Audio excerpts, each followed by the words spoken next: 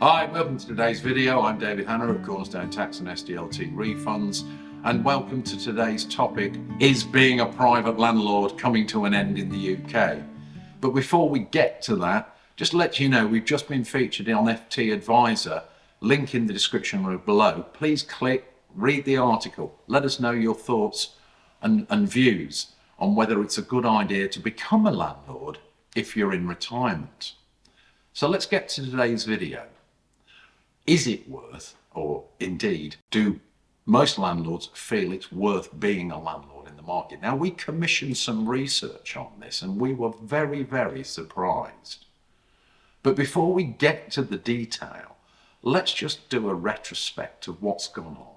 If you've been watching the mainstream media over, frankly, the last few years, you will see continual attacks on the private rental sector, bad landlords, need for more regulation, tax relief limitations to level a playing field.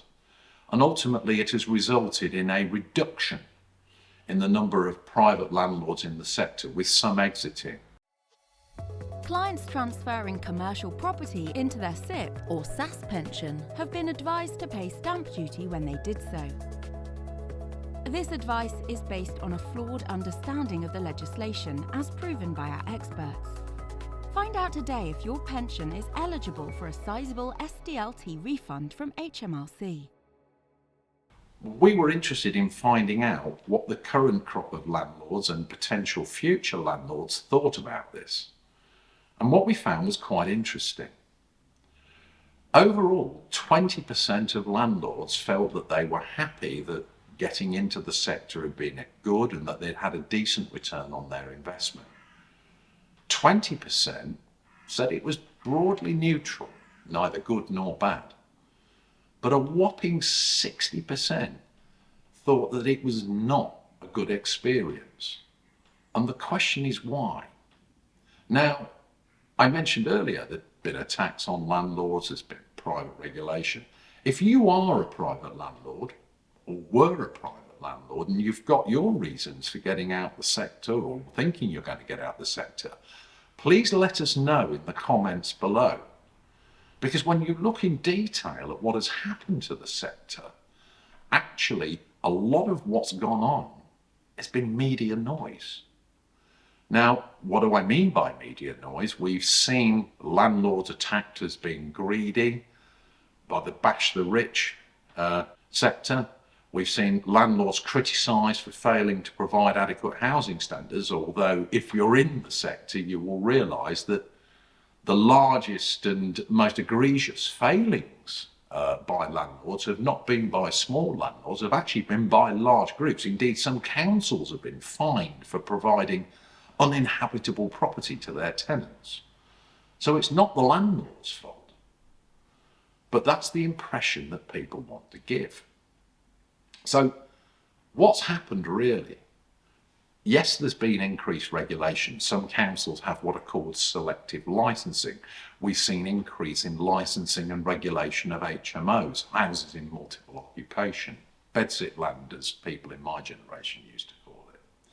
We've seen the loss of higher rate income tax relief for mortgage interest, which has led to people merely moving their portfolios into companies which still get a full deduction for interest. So overall, why are 66% dissatisfied?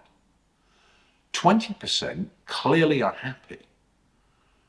The question is are the 66% who are unhappy because they've made a bad investment, that they invested emotionally, that they didn't, as we've advised in earlier videos, follow the 5 basic rules of buy-to-let investment, which is buy locally so you can drive or walk past it on a regular basis.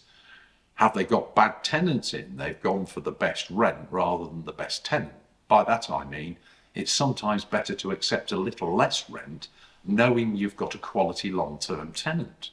They tend to keep the houses in better repair, and you get fewer voids, ultimately leading to a more steady income and less repair and refurbishment cost. And these are possibly, and I say possibly, all factors in the dissatisfied 66%. or 60% or so. We'd love to hear the real reasons. We keep reading stories about nightmare tenants. And I know I've got a friend who suffered from a nightmare tenant, and it cost nearly £15,000 to fix the house up after they moved out. But we never see that side projected in the mainstream press. So what are your reasons? And ultimately, is the private rental sector going to come to an end? Well, the short answer, in my view, and I would stress it's my opinion only, is no.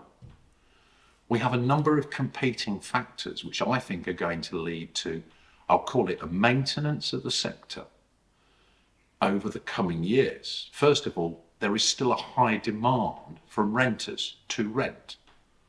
That is not going to go away. There is still the need, particularly for people who want to invest capital for a decent return, particularly in these high inflationary times, to invest their money in something solid and reliable. You know, UK property has outperformed pretty much anything else in the last 25 years, indeed in recorded history. So it's still a good hedge for capital, provided you don't overborrow. You don't have to worry about high interest costs and rising mortgage rates, which, by the way, at the time of making this video are starting to fall in terms of the fixed rates. So overall, still a good return. We still have a lot of people out there who either can't afford to buy, don't want to buy, or need to rent for 6 months or a year. There's still going to be a hardcore demand. Overall, the sector is going to remain relatively buoyant, and provided you can deal with the regulatory responsibilities and the true responsibilities of being a good landlord, and you select good tenants, it's still a good place to be, in my view. I don't want to over-focus on the 60% of people who say they're not happy, although I'd love to hear the reasons for their unhappiness.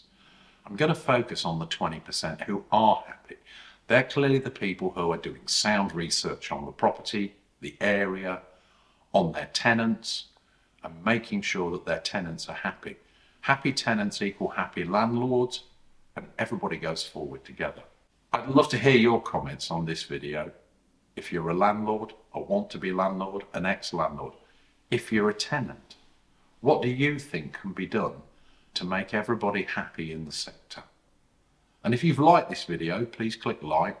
As I said earlier, please click subscribe. Get further updates because we post content on a weekly basis. And I'll be talking to you again soon. Thank you for listening.